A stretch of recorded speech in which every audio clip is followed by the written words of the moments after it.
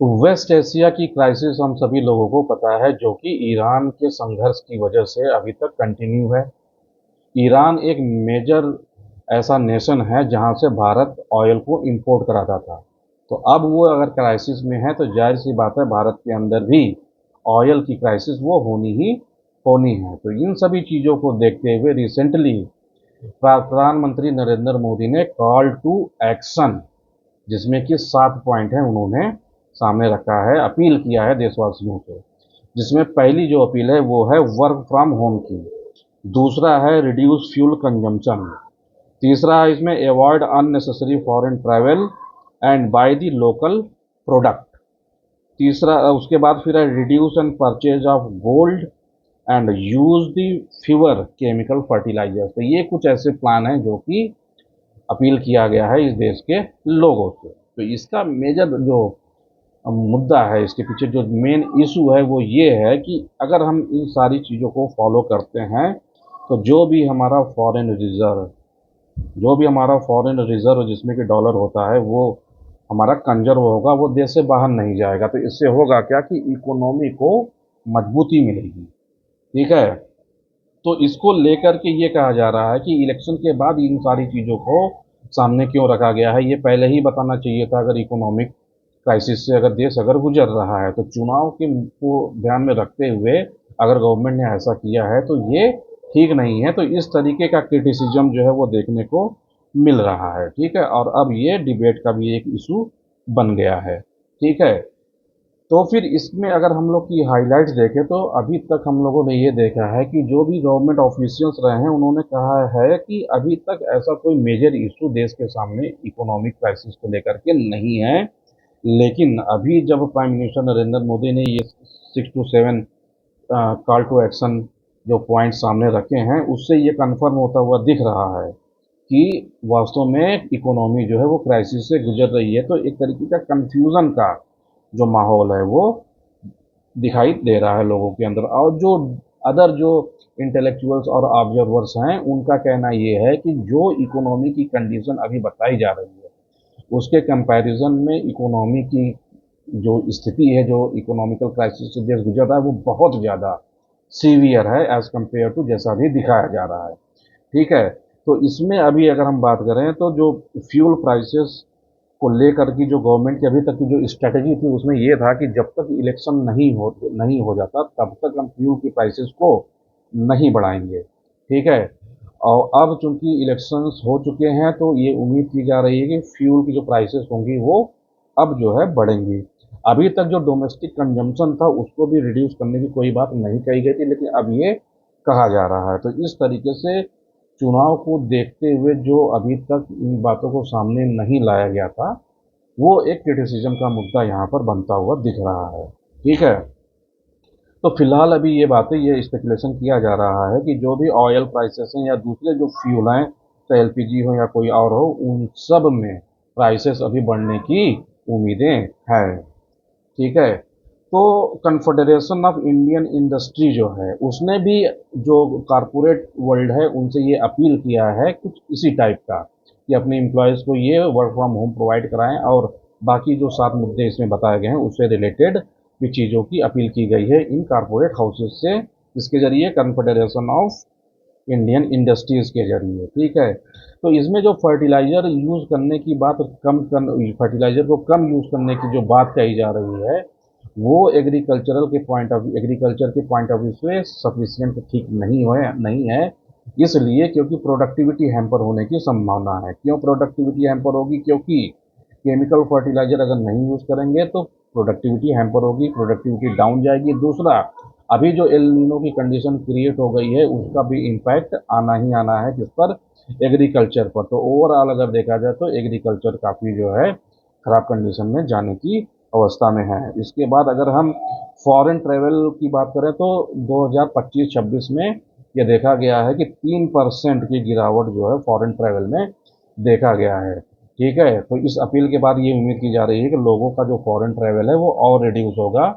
ये भी basically dollar को बचाने का प्रयास किया जा रहा है, हमारे जो फॉरेन रिजर्व्स हैं उसको बचाने का प्रयास किया जा रहा है। ठीक है।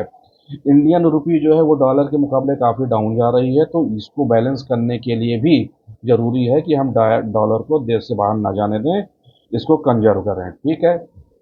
इसके बाद appeal two by the local and reduce the gold purchases. तो ये भी कहा गया है कि भाई गोल्ड का परचेज आप लोग मत करिए, प्लस जो भी देश के अंदर जो कुछ भी प्रोड्यूस हो रहा है, जो मैन्युफैक्चरिंग, जो इंडियन मैन्युफैक्चरिंग है उसको बाई करिए, ताकि डॉलर जो है वो बाहर ना जाए, भारत के अंदर ही रहे।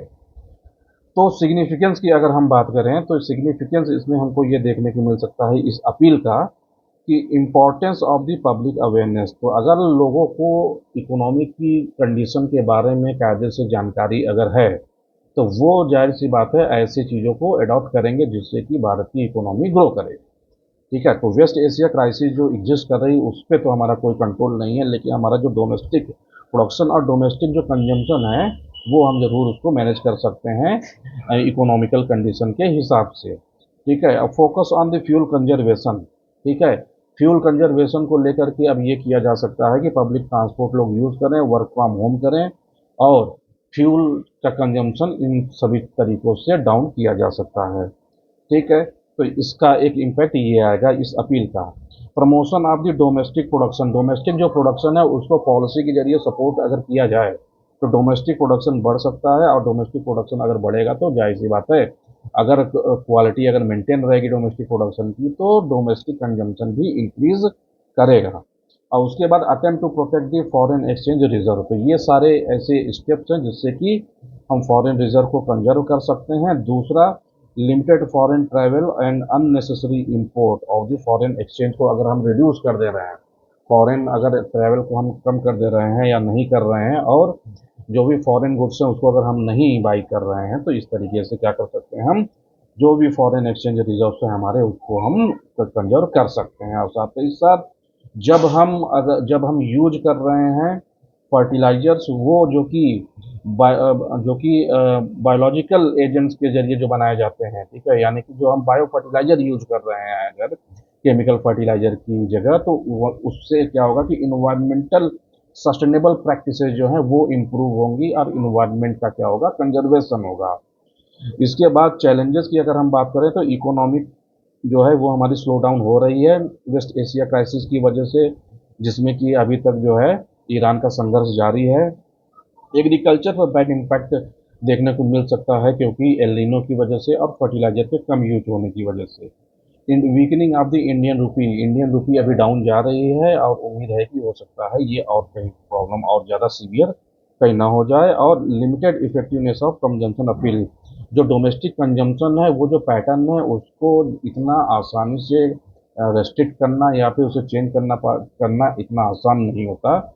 तो इसको करने के लिए लोगों को पहले से अवेयर कराया जाना चाहिए था। फिलहाल अब अगर अवेयरनेस फैलाई जा रही है तो जाहिर सी बात है कि कुछ न कुछ चीज़ों को प्रॉपर लाइन में आने में अभी जो है समय लग सकता है, यानी कि जो कंजम्पशन जो है उसका इफेक्टिवनेस अभी देखने में हमें समय लगेगा। ठीक है। Higher risk of the fuel prices के बढ़ने की चैलेंजेस भी है हमारे सामने, और confusion due to the mix government messaging. एक तरफ ऑफिशियल बोल रहे हैं कि कोई प्रॉब्लम नहीं है, प्रधानमंत्री की अपील है कि प्रॉब्लम्स है, ऐसी चीज़ों को हमें अडॉप्ट करना चाहिए, तो ये एक तरीके का कंफ्यूजन की स्थिति यहाँ पर क्रिएट हो रही है। ठीक है।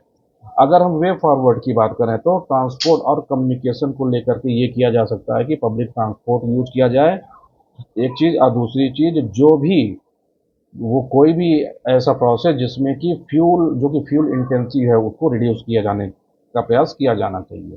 ठीक है।